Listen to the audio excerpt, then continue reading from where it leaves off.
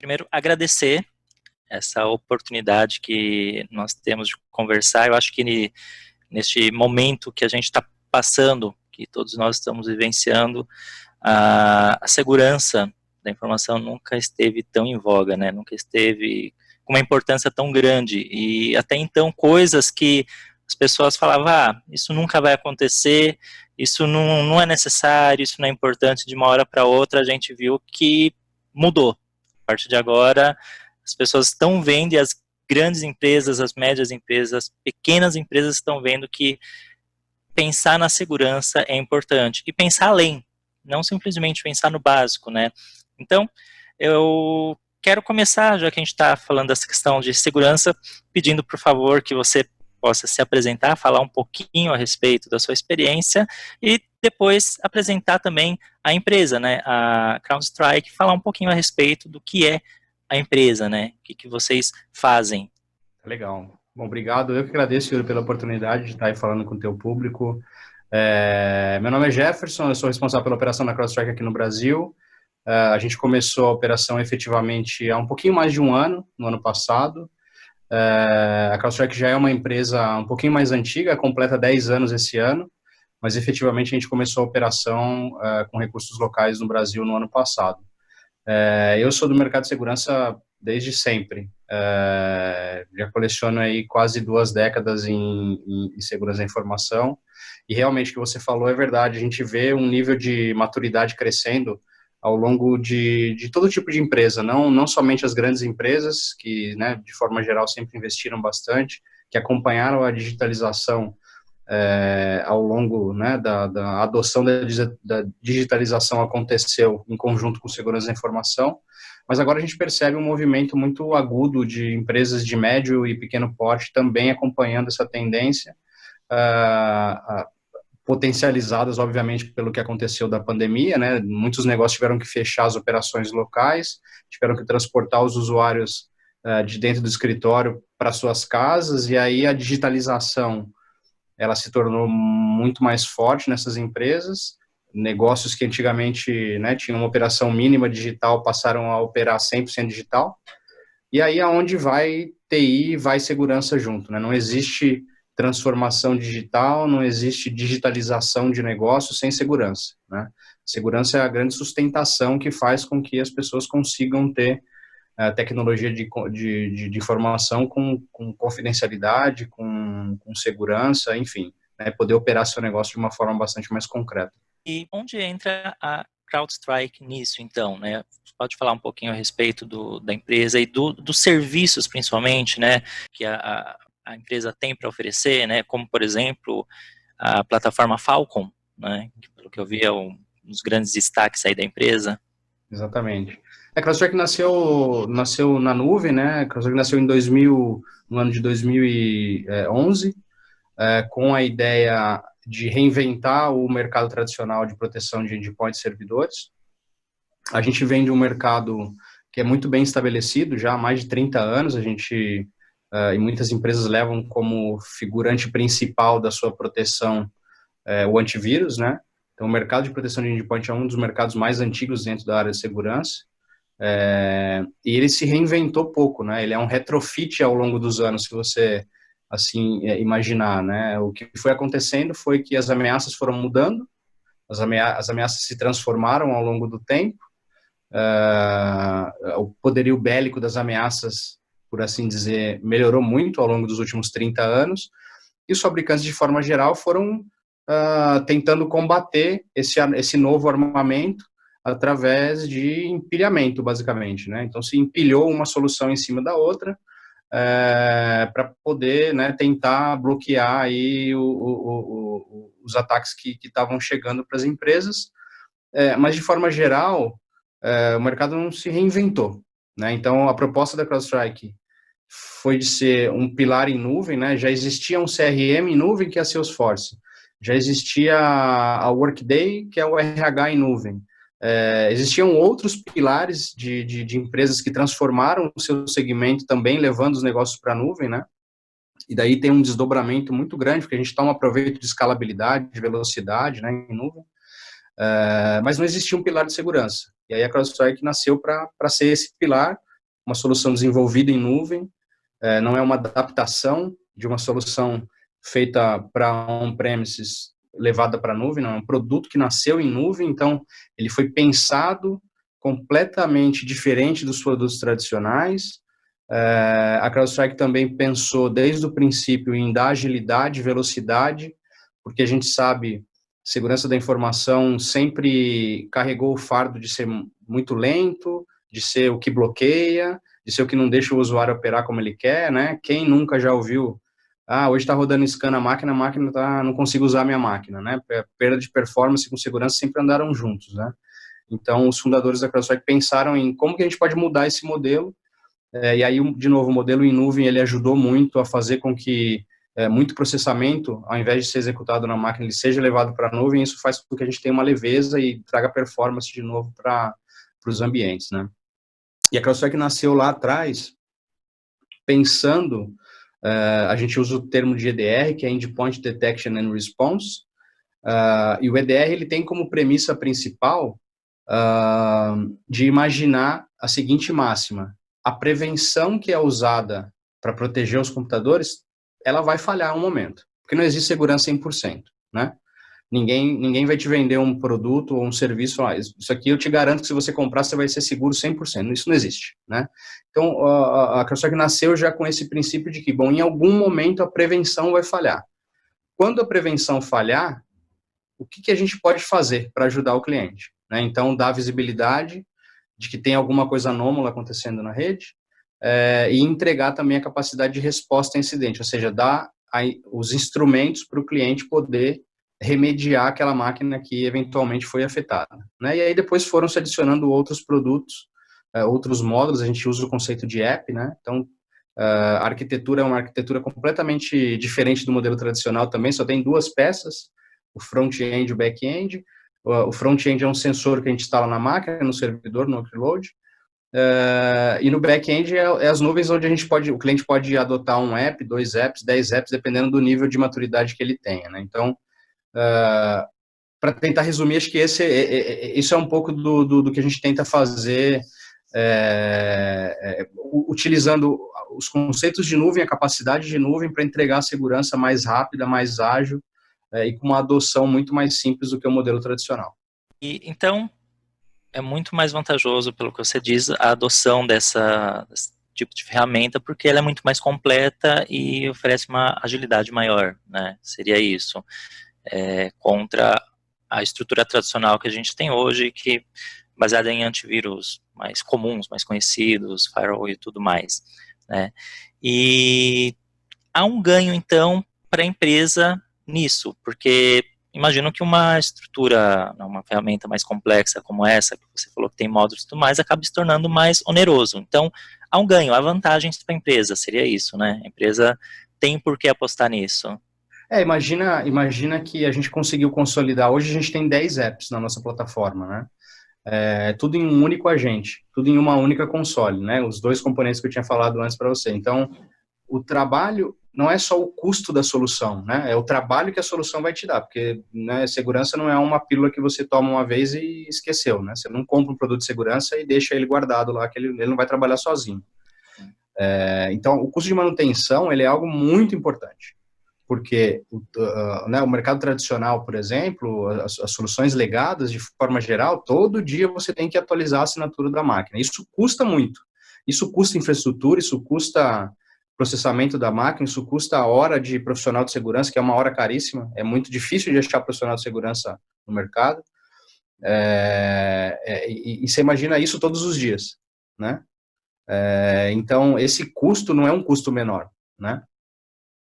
E aí você imagina você multiplicar isso por 10 agentes. Ou seja, são 10 manutenções de produtos que você vai ter que fazer, são 10 consoles que você vai ter que administrar, 10 integrações que você vai ter que fazer para consolidar tudo num lugar só, enfim.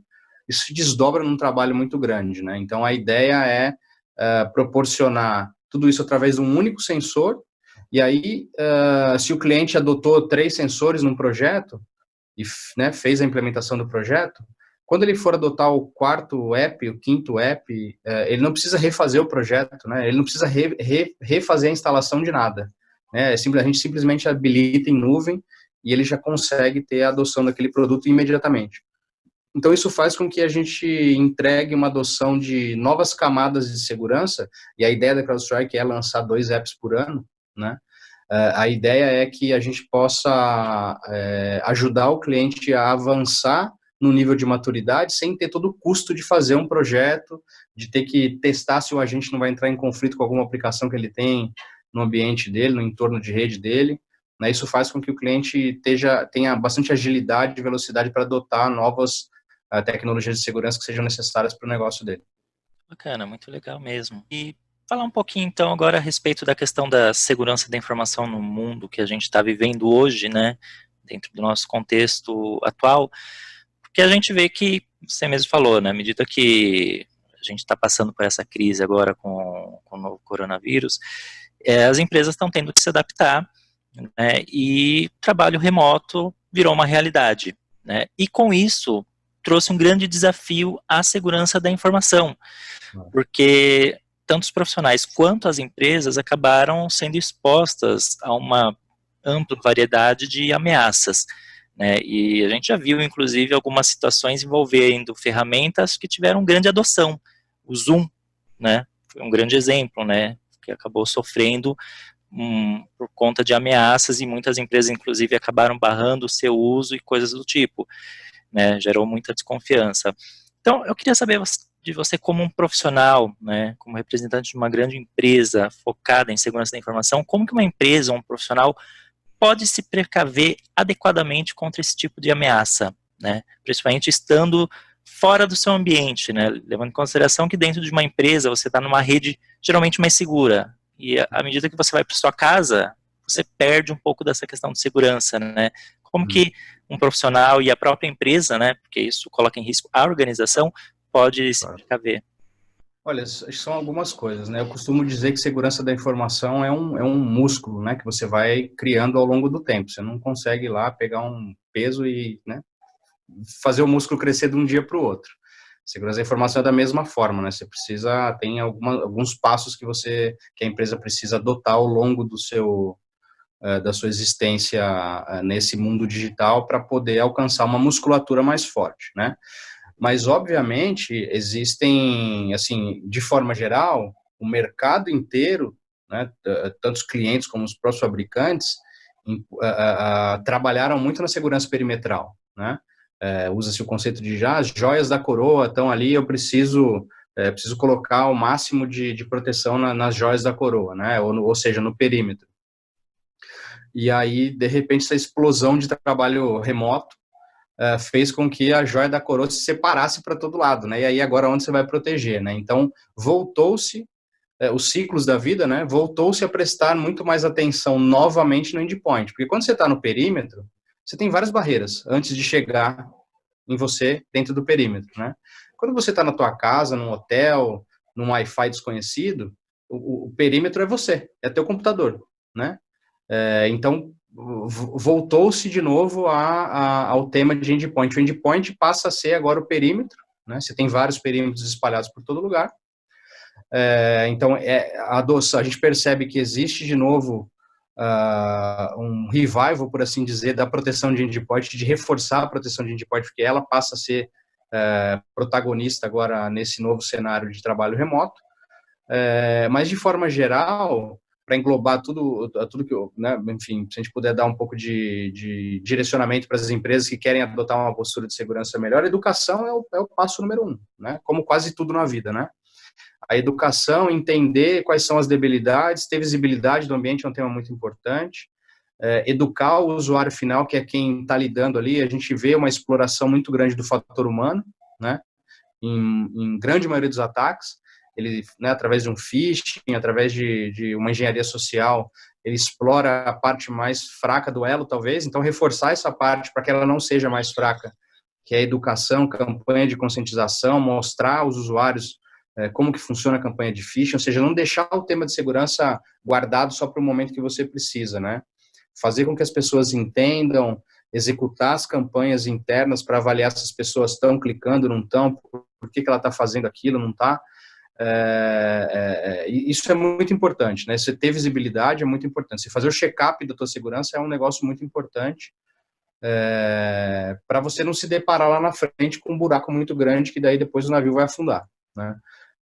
Então, de forma geral, o tema educação aí, ele é muito importante e eu te garanto que qualquer analista agora que for analisar o tema segurança, ele vai falar sobre a proteção de endpoint e ela se tornou, de novo, um ponto muito importante. Ficou esquecido por um tempo, mas ela voltou a ser um ponto muito importante agora por conta desse trabalho remoto massivo que a gente está vivendo. A CrowdStrike, através do acompanhamento, seja com seus clientes ou do próprio mercado, conseguiria, você representando a empresa, conseguiria nos dar um panorama, falar um pouquinho de como que essa crise vem afetando as organizações, a indústria como um todo, nos termos, nessa questão de segurança da informação? Olha, a minha percepção é assim, acho que os desdobramentos do coronavírus, eles vão continuar aí, vão perdurar por algumas centenas de anos. Eu acho que essa aceleração que aconteceu da transformação digital dos negócios por conta da pandemia, ela vai ainda durar muito tempo. Eu acho que tem o lado, a gente vai ter que extrair o lado positivo, porque não adianta a gente, né, sentar e chorar agora sobre o que aconteceu.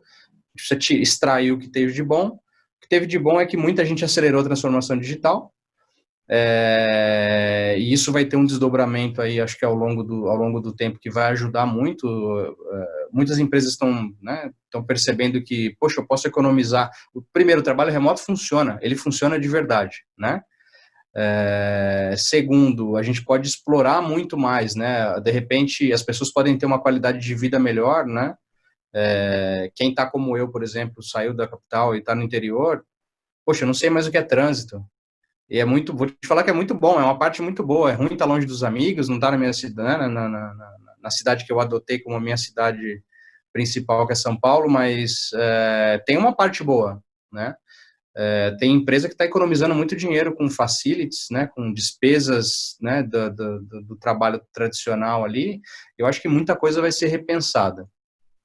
Então, no final do dia, eu acho que o desdobramento aí a gente vai tirar muita coisa positiva do desdobramento. Obviamente, existem negócios que não podem operar 100% digital, mas, de qualquer maneira, eu acho que esses negócios, eles vão trabalhar talvez no modelo híbrido, né? Então, esse desdobramento aí, acho que ele vai perdurar por muito tempo. Pensando desde o ponto de vista de tecnologia, acho que é muito bom para todo o mercado de tecnologia, é muito bom para as pessoas tomarem proveito da tecnologia também, né? Muita gente teve que conhecer aí, pais e mães tiveram que conhecer aplicativos como o Zoom, como o Google Meet, para poder, né, colocar os filhos para estudar. Acho que também vai se colocar um modelo na mesa aí de estudo virtual, né, ou talvez um estudo híbrido.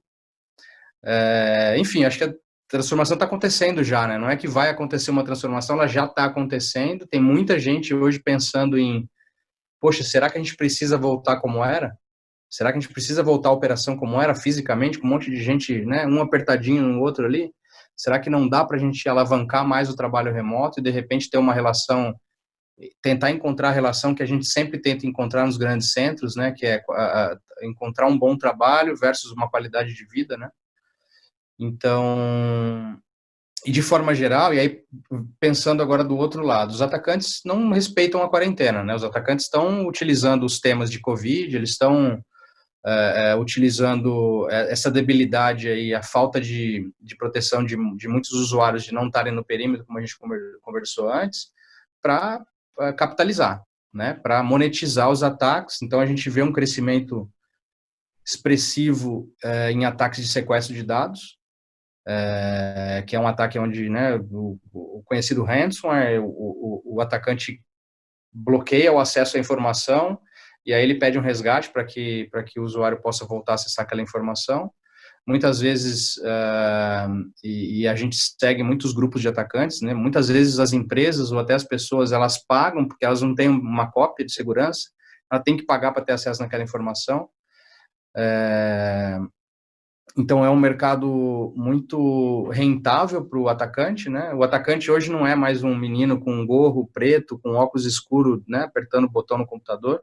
São enterprises, são empresas criminosas existe um mercado de aluguel de ataques, né? O ransomware, por exemplo, você pode comprar ele facilmente na Dark Web como serviço. Então a gente vê grupos criminosos usando essa infraestrutura como serviço para poder rodar ataque e rentabilizar em cima disso, né? Então, de novo, como eu falei, no ápice agora da transformação digital, segurança da informação tem o papel principal, né?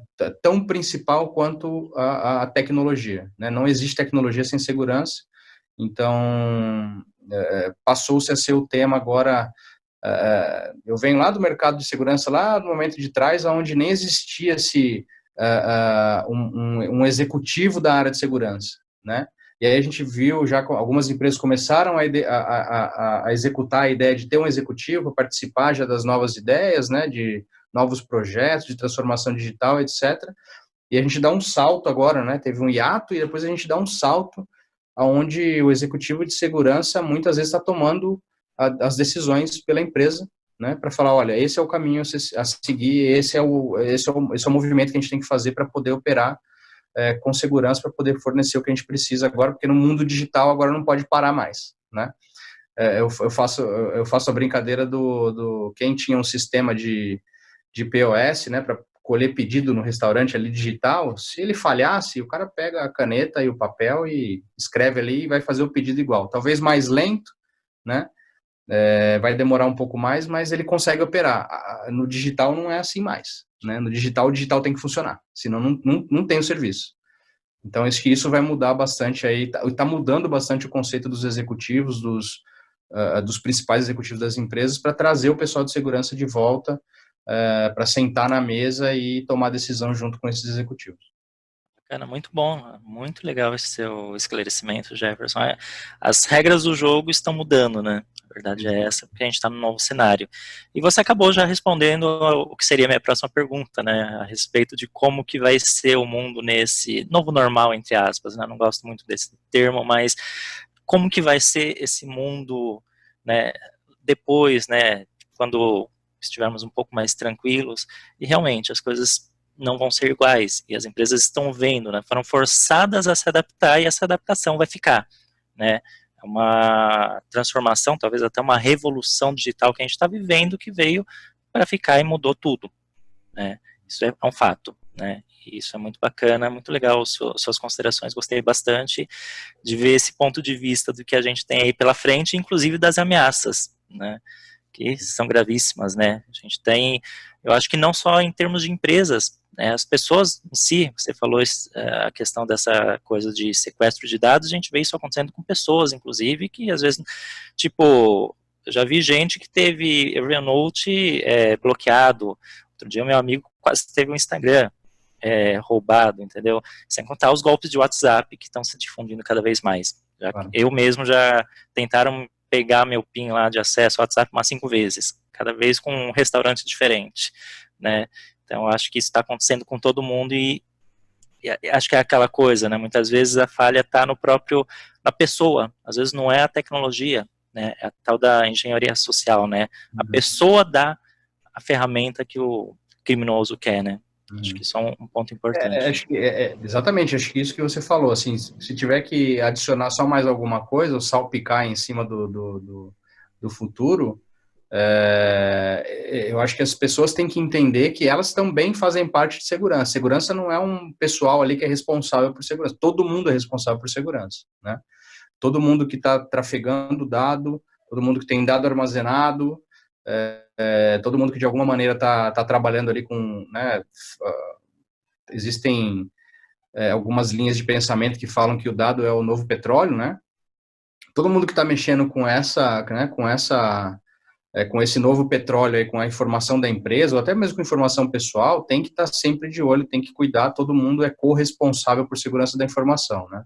Logicamente que as equipes de segurança, as equipes de segurança, de governança, elas são responsáveis por definir os padrões, de trabalhar nas campanhas de conscientização, de educação, mas é importante que os usuários também, os usuários de tecnologia, entendam por que ele pode ser uma peça fraca, né, dentro da estrutura de segurança ali. Então, eu acho que cada vez mais segurança vai ter um papel mais e mais importante para esse novo normal que a gente vai viver. E para finalizar, eu deixei aqui uma pergunta que seria meio como até uma pergunta bônus que eu coloquei.